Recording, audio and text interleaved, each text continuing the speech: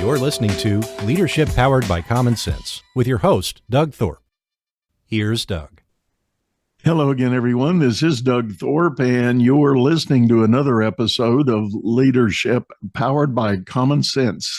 Today, we are going to hopefully do a little bit of myth busting. The central topic is pricing your product or services.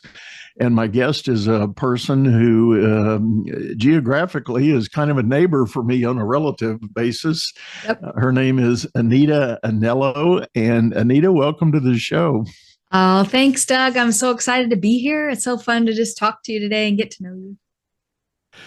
So Anita has her own coaching practice and business, and she shares a faith that I share, so there'll be a little bit of reference there, but certainly no judgment, no hidden meaning for anyone. We respect everybody's belief systems.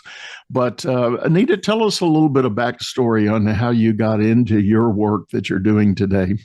Oh, you bet, Doug. So I had actually a very, very successful career in the software space. I was a software executive for many years. I loved it until I didn't. Then it was time for me to kind of shift gears and come home full time.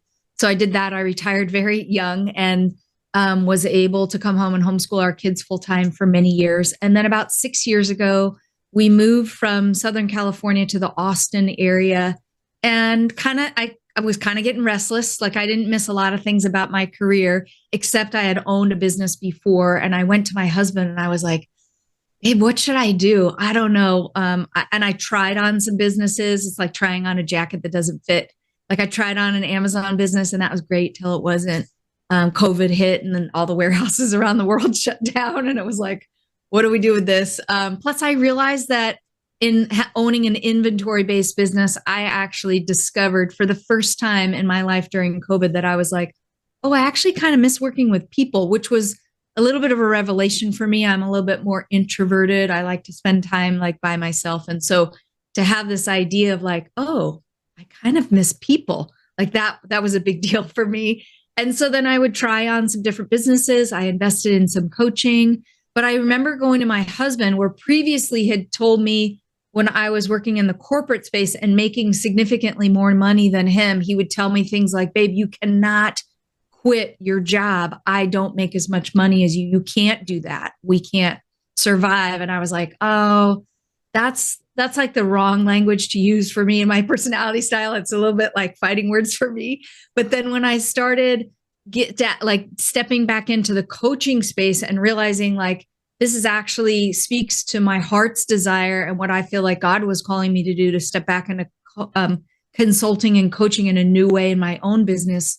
When I went back to my husband in that season, I remember sitting upstairs a couple of years ago and I was like, what do you think about this? And he was like, I don't know, honey, but I know that you're going to figure it out. And I was like, oh, that's like love language for me. And then about 2 years ago, a little over 2 years ago, we had a situation in our household. My business was going okay. I was kind of dabbling in some new things. Revenue was starting to come in, but really my husband's income was covering the bulk of our expenses at that point. But we had a situation happen where my husband went in for an outpatient procedure, and then about an hour later, ended up in the emergency room. And by God's grace, spent a week in the cardiac wing, like really saved his life.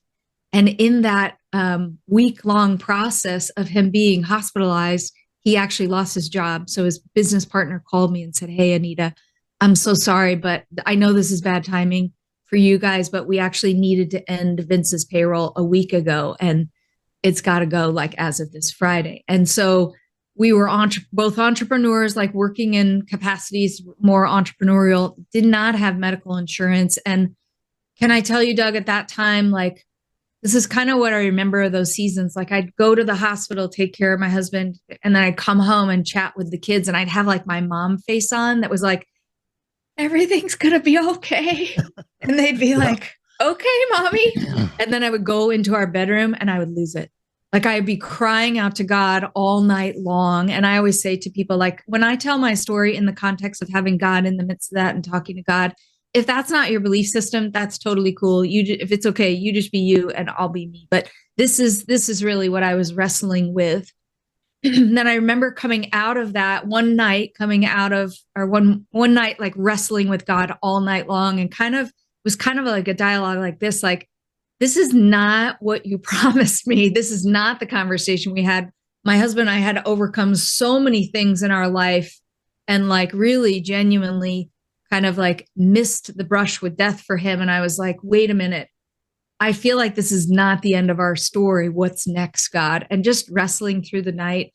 And then one morning I woke up and I can remember, Doug, like as if it were yesterday. I walked from our bedroom out to the kitchen and I was like, everything had shifted. Like my mindset from wrestling with God all night long had really shifted. And I was like, okay. So I went to my kids that day and I went to my husband that day and I was like, I'm not exactly sure what's going to happen next, but I do know a couple of things. I know that we're going to figure out a way. Dad's going to be okay. We're going to be okay. Like I'm going to figure this out. We're going to be okay. And in the conviction that I had and talking to my kids, like looking at them straight in the eye, and I was like, I'm not sure what's going to happen next, but I know that we're going to go okay, be okay. I feel like God gave me a download. And as I did that, what I saw is the countenance on my kids' face completely changed because they knew mom to be a woman of integrity. And if mom said we were going to be okay, they all of a sudden, like the stress just like melted off of them. So I went on a journey. I made a connection with a couple people in industries that I already had. And I had a one call conversation with a gentleman who had an incredible $100 million business. And their project was ridiculously over budget, like millions of dollars over budget and 6 years behind schedule. And I created an irresistible consulting offer for him that he could not say no to. And that resulted in a high ticket offer that I delivered for that company that was over 600K in revenue. And I don't say those numbers to impress anybody, just to impress upon your listeners what is possible when you create a high ticket offer in your business and deliver it in a way that's all about the outcome for somebody else, not about me and what I could do. It was when this gentleman heard what I could do for him and could see that I had and the look on my face, I was like, of course I could take care of you. Yes. So now they're set up as a business to be able to double their revenue in the next 2 to 5 years. And that's a big deal. So can you see how they're already doing millions of dollars in business every day? Now I've coached their team. I've put in systems and processes in their business. Can you see how like even them paying me the dollar amount that they did, that it's kind of like a no-brainer for them because it was an irresistible offer that got them the outcome they were looking for and took them out of pain and moved them into pleasure. Like everybody on the planet, that's what they want.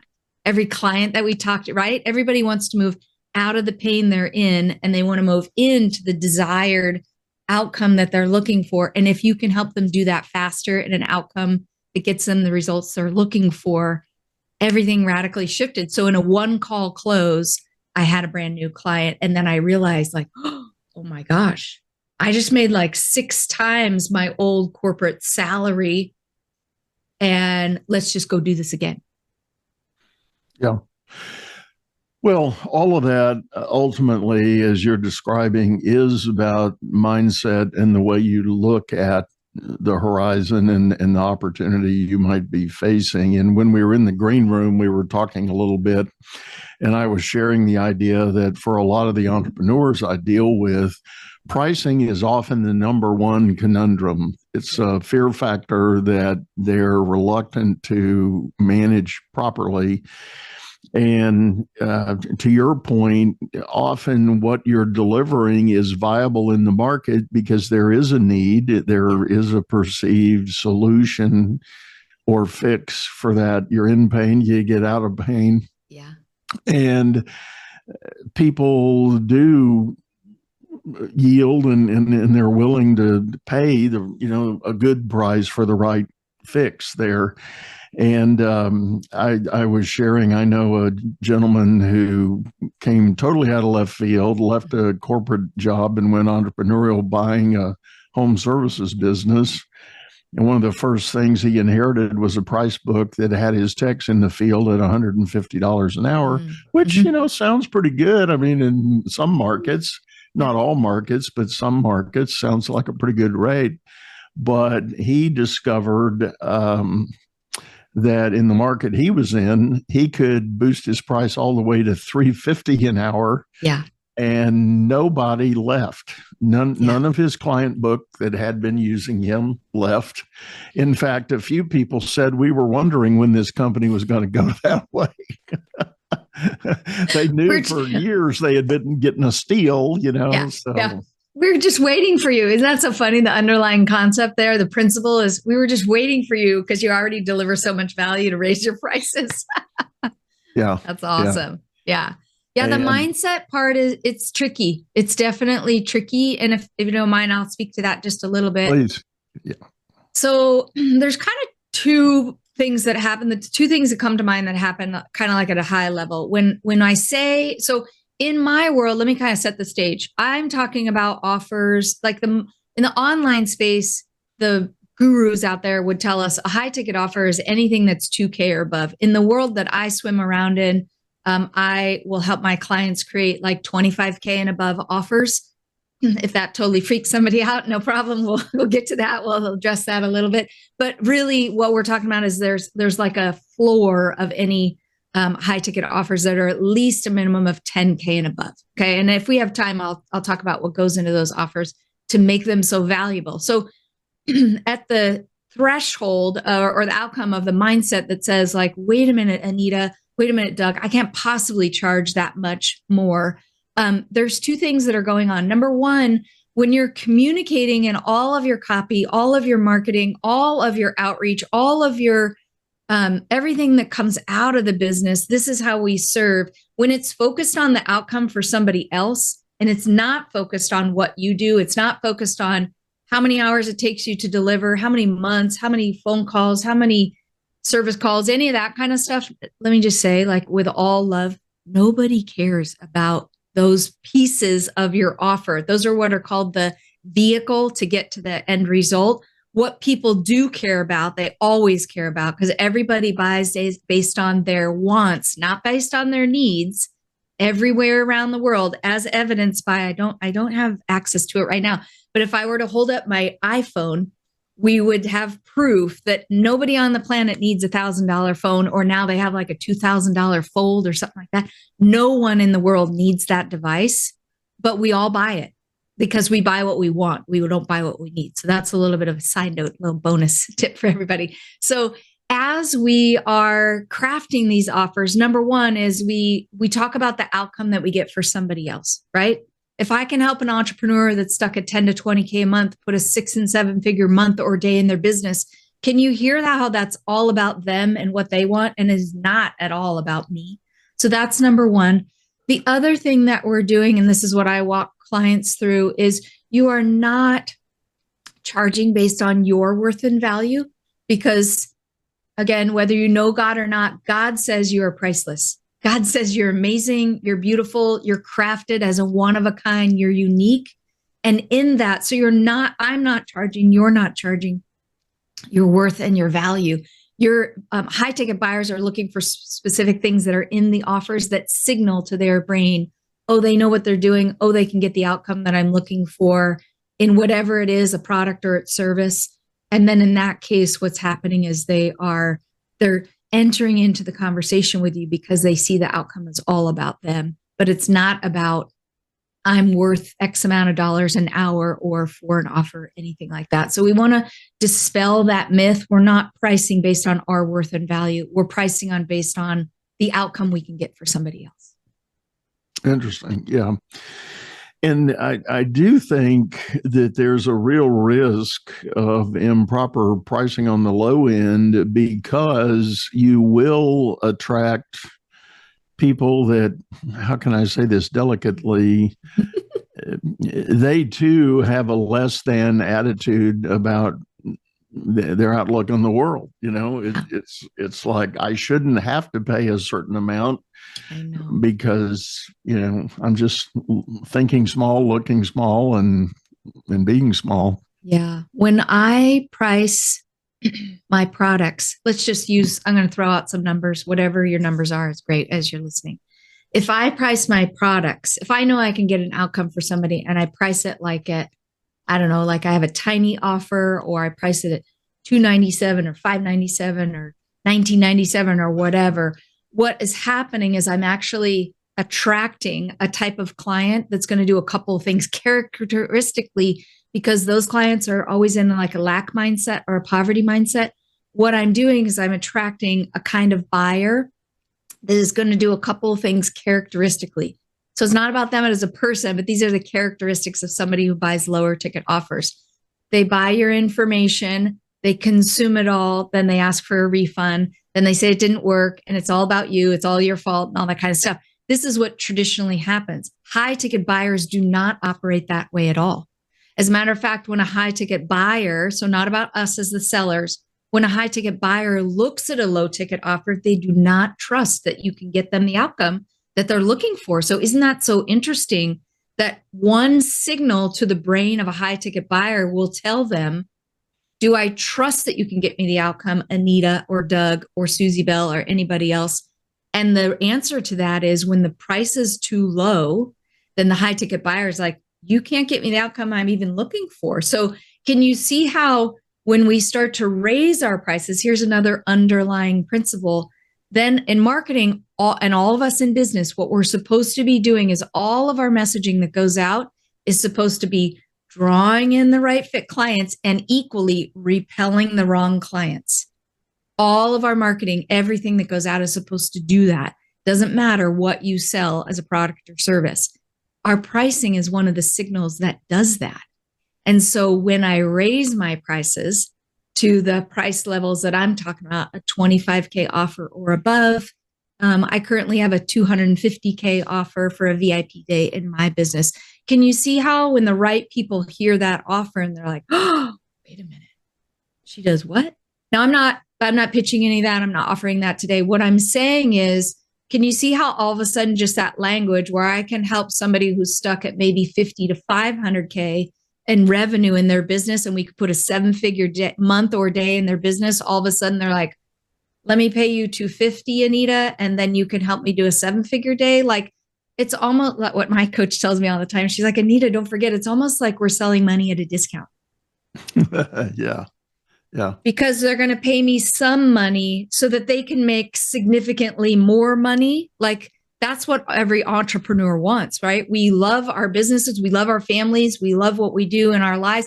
We want to make more money so that we can do more, so that we can give more, so that we can, right? So all these amazing things, we have these heart's desire that God's put in us that it's like, hey, wouldn't it be amazing if we had such a great profit margin in our business? Then we can go back down what's called the value ladder. Somebody's not familiar with that. It's just either the ascension plan or the descension plan that we walk our customers through with the different price points that we have. Then we can go back down and maybe serve at scale, start a nonprofit. Like, it's your business. You can do whatever you want. But with starting at the high ticket level and then going back down the value ladder. So I'm not knocking actually the different steps in a business to have a lower offer and then work your way up. What I'm saying is, what I'm proposing is that principle in the market today. So it has worked for a lot of gurus in the past. It's been great. But here's what happens when we do that. When we start low and then eventually work our way high is, Doug, we create businesses for ourselves as entrepreneurs that are slow to grow. They're painful. The income is not there. You don't have the impact that you want to make. It takes a long time. It's even harder. But instead, if we switch the sequence on that and we start with a high ticket offer first, then we have profit margin to do a whole bunch of amazing things, like hire a team and bless them, serve our customers at what I like to call like a Ritz-Carlton level of service, a 5-star level that they're like, oh, Anita, Doug, whoever, like, you just totally changed my life. And now I have the freedom to go and do the same things for others. Yeah. Following that logic, the other argument I hear from people is that the concern that if I go too high with my offering, I've just shrunk the market, exponentially, So what do you say to that? I love talking about this because here's the thing. I'm going to kind of take it from two angles. Number one is, let me just state, like Brendan Bouchard says it this way, your internal insecurities are not market realities. The market realities say, and there was a study done in the United States, this was as of January, I haven't looked it up in the last 9 months, but as of January, there's 22 million millionaires in the US alone. That does not include any other countries. So if your mind is saying there's not enough to go around, let me just tell you, that's actually not true at all. What is true is there's more than enough high ticket buyers for me, more than enough high ticket buyers for you, more than enough for everybody who's listening, with more than enough left over that we can't actually go get them all and serve them all. So the market reality would tell us where the money is flowing is there's actually more than enough to go around. So see how I just switched from like a lack mindset to a poverty mindset to an abundance mindset. Here's the other part, that this is where I've been spending a lot of time in this area recently, Doug, and it's kind of like this. If I, as a Christian, as a believer, am talking about an abundant God all the time, my God in heaven, he loves me, he knows me, we talk all the time, he gives me great ideas because he's the original entrepreneur, and I talk about how amazing he is, how abundant he is, and how everything that I have in my life is actually all because of him. So if I talk about him, but then my business doesn't reflect that, I wonder sometimes, this is the journey that I'm in, like, what testimony does that give all my non-believing customers, all my non-believing friends, all my non-believing neighbors, if I talk about an abundant God, but it's not reflected in my life?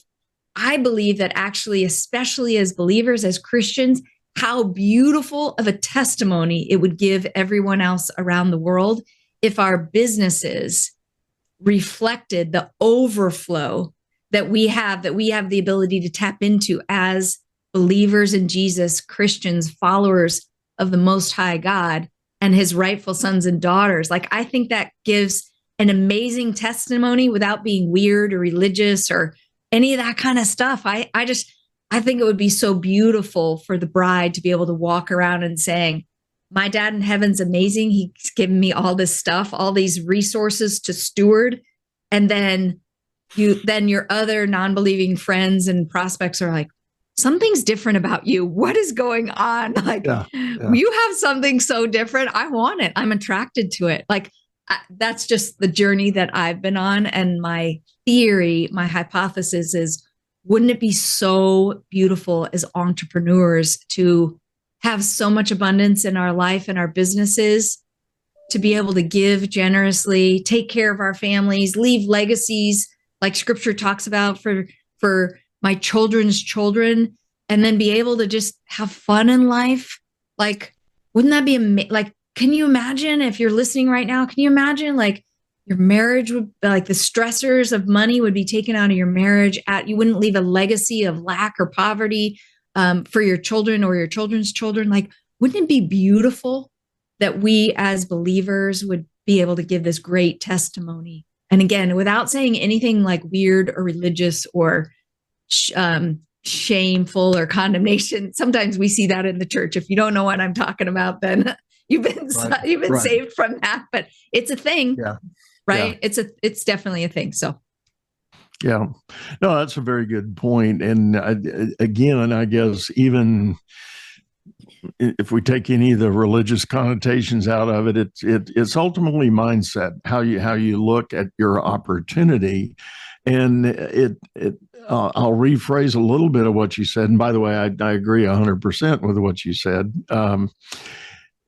But for the entrepreneur out there that maybe, has a different faith or belief system, the question is, well, you either founded or bought a business that you have expectation for growth and prosperity. Mm-hmm.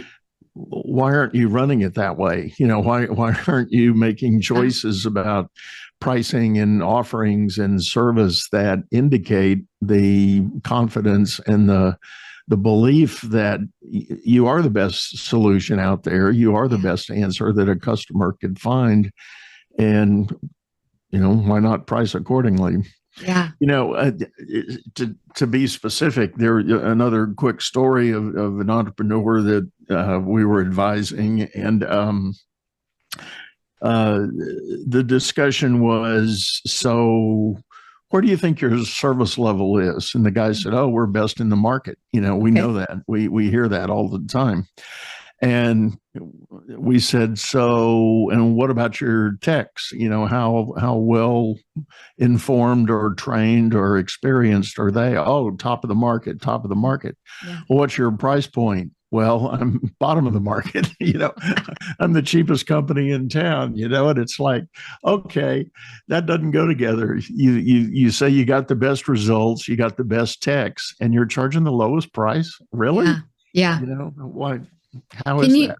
Can you kind of see, like, let me just give you somebody a word picture who's listening today. Can you imagine if I'm walking around in life and my fists are clenched, right? I got to hold on. If I have a mindset, and I've done this, like I've had seasons in my life where I felt like this. I had to hold on really tightly, like I call my Kung Fu grip on relationships, life, business, all these things. I had to hold on so tightly that I couldn't let go because I was so afraid of what would happen. I had so much fear for many years. And yet when I learned the principle that actually if I open my palms, then a couple of things that can happen. Number one, I can be a better steward to all God's given me. So I can release more, also knowing that more is going to come back in. And so to your point with the gentleman with the lowest prices, right? There's never, I think Dan Kennedy says let me see if I can try to paraphrase this. There's no benefit to being the lowest in the market is something essentially what he says and there's no benefit to being like the second best in the market. The benefit actually comes when you're the first in the market and then your pricing reflects that. I'm totally slaughtering it. That's not exactly the quote at all, but the concept and the principle follows in line with what we're talking about here is that when I price myself at the lowest of the market, think about the things we talked about earlier. It reflects where I'm really at, right? As the owner.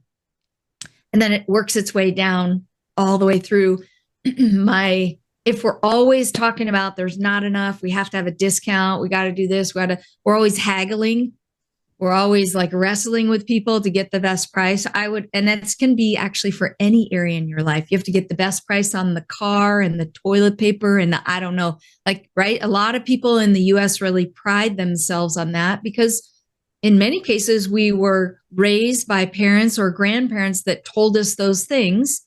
And for those generations, that was perhaps an accurate assessment. But can I tell you, like right now, today, those same principles do not hold true for what's really going on in the marketplace. When I genuinely say there's more than enough for you, more than enough for me, with more than enough for our households, with more than enough left over, like that's actually what the market is signaling to us right now. So hopefully that sets somebody free just like that. And they're all of a sudden, it's almost like this, Doug. It's like we're talking about principles that you can't unhear and you can't unsee. And so once your eyes are open to the reality of like, wait a minute, there's whole other options out there that I didn't even know existed. Yes. Yeah. Yes. The answer to that is yes. Right. And then you're willing to have the courage to start to step into it. And maybe you just start with like your pinky toe. Maybe you like go full in and you say, gosh, I know that this is the destiny that God has for me. And I just know that this is my purpose in life. So then I would encourage you, if somebody's listening and they're at that spot, like hire somebody to take you beyond where you've been able to get to yourself. Like we've all had a measure of success in our lives, but don't we know that there's also always a spot where if we just stay with what our own minds can do, then we actually get stuck. We can only ever take ourselves so far, but we need to be in community. There's a scripture that says where our treasure is, that's where our heart is also. That's not just spiritually, it's actually where my money goes too. So when I invest in other high ticket coaches, I show up differently. They show up differently. I'm able to actually raise to the next level where they're going just by being in close proximity to their knowledge, their experience, the power, accolades, that like all the things that they've experienced. And that's really what I'm encouraging to do is we should, as business owners especially, we should invest in that next level to go to that next level. Because here's the reality, the market is changing. What has worked in the past, even 2 or 5 or more years, is not in the online space specifically, but I would actually even say for every service business out there, every brick and mortar that's out there, the market is really changing. And so we need a new inflection of ideas and offerings and services and products so that we can keep pace with what's going on, right? Like, we don't want to just kind of sit on our laurels and say, nope, I'm good up to here. Like, right? Like if we still, this is kind of the way that I like, if I still have breath in my lungs, I still have purpose and I still have something else I'm supposed to do. Right. Well, what you're saying about stepping up to the next level, I frequently advise clients that when we look at their companies and their organization, they say, I'm sitting at 5 million. I want to go to 10 million in revenue, or I'm at 10. I want to go to 20, 25. But I know I need a sales lead, or I need an operations lead, or something like that. And we'll start talking about, who to find and who to talk to. Yeah. And inevitably, people lean predominantly to the idea, well, I'll find somebody that's at 5 for, whatever my level is now, that's the guy I'll go find because that's probably what I can afford. And I say, no, stop. You need to go recruit the guy that's already done the 10 or already done the 25. Yeah. Let them show you how to get there. That's great. So I did the same thing in my business. I hired a coach that knew how to build $1 million business in a year, did that. And then when I realized I wanted to go further, I hired a coach that had done $10 million a year. And then now I'm actually involved with some coaches that one of them in this new mastermind I'm in, actually they've done, pardon me. They've built I'm going to make sure I get my facts right. $100 million company, scaled to 100 million in 48 months and on the way to 200 million. And so can you see how like I went each time? And here's the reality was I have said to my coaches, I'm stepping into this new higher ticket offer, this new thing. I'm both excited and terrified all at the same time. Like, what do I do with that? And there's always 2 ways to look at every single situation, right? Just like there's 2 sides of bread and that kind of stuff. This is what she shared with me. And her mentor, Myron Golden, had shared kind of the same thing. So she's like, Anita, you're going to get what you focus on. So if you're going to focus on, I'm scared to move forward, I don't have the resources, I don't know if it's going to work out, that's likely the income that is going to happen, because that's where I'm like magnetizing myself and my thoughts and my outcome towards is, I don't know, I'm so scared. And then I get stuck in, like, we see this all over the place. People are stuck in overwhelm because they're just consuming so much information. They don't know what to do next, right? But instead, if I flip the switch and decide for myself, you know what? I'm excited about my future. This could turn out better than I could ever imagine. This could be easier. This is going to be easier and lighter than I ever thought possible. This is going to help me grow a team better than ever before. I'm going to step more into my greatness, my sweet spot, my zone of genius. And clients are going to get served at a higher level because I'll be able to get them the outcomes that they're looking for. Like, can you see how, let me just say, both of those are a choice that each of us can make every single day we get up. Right. So let me just, if somebody's listening right now and you're worried about the money part, let's kind of address that. They just said, Doug kind of inferred, and then Anita hit it straight on. Well, how about invest? And so if you're thinking as you're listening right now, gosh, I don't know if I have the money to do it. So there's a principle in business, a biblical principle where there's, and I'll just paraphrase it. There's a widow that went to a guy named Elisha, and she said her husband had died. She had these 2 sons, and because the family owed some debt, the deal was that if she didn't pay off the debt, then the sons would have to be sold into slavery. That's actually what happened in biblical times. That's the way the things got paid back because nobody had credit. So what happened was Elijah said to the widow, and there's these 5 principles that I want to talk about. And I'll just go over these real quick. Number one, he said, what do you want me to do for you? As if she's like, hey, do something for me. He's like, no, that's not the way this works. What I'm going to tell you to do is go use what's in your hand. So the principle number one is we kind of take an inventory of what's already available to us and we use what's in our hand. Then the next thing that he told her to do you realize this? I'm actually going to just, in the most loving way possible, I'm going to mess some people up. As entrepreneurs, not as consumers, we are told in the marketplace that debt is bad, it's sinful, and all this other kind of stuff. As entrepreneurs, the wealthiest and the best entrepreneurs use money as leverage. So the second principle that Elisha told this widow was go borrow. So as entrepreneurs, it's actually a biblical and business principle. We use what's in our hand, number one. Number two, we go borrow. And then what he told her to do is go sell. So we go borrow, then we go sell. Then once the money comes in, we pay off the debt and then we live off the overflow. So that's a real quick way. Those are the 5 principles. Did you catch those? Yeah, right? Which is a fundamental business, really, yes. when you really get into it. Totally. Yeah, totally. Right?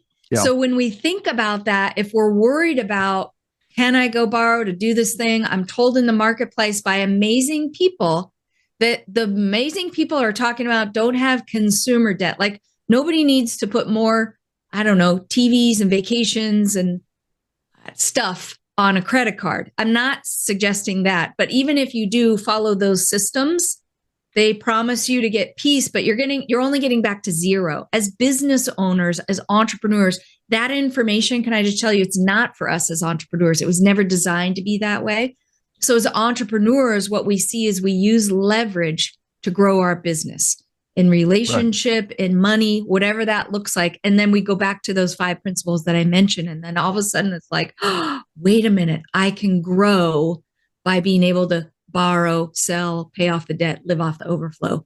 And that's the way that as entrepreneurs, that's what the wealthiest people in the world are doing. That's how they're operating their businesses. So wouldn't it make sense if we want to go from 1 million to 10 million to 20, 50, 100 or more? Wouldn't it make sense that we'd follow principles that we know that work and then institute those in our business, and then we can follow that, right? Like success leaves clues. I think Tony Robbins says that. So if the success is leaving clues, and our job is like become aware of those clues and then follow in those same breadcrumb steps. Well, that's why I'm heavily involved right now. I've pivoted a lot of my business to work in the space of people who want to be entrepreneurs, never done it before, but they can avoid trying to do a startup by taking advantage of leverage that's available from the SBA and go buy a pre-existing business. Yeah. There are millions of boomers that are wanting to exit. They're ready to cash out, but they don't have any buyers. Yeah. So I'm doing some things with an ecosystem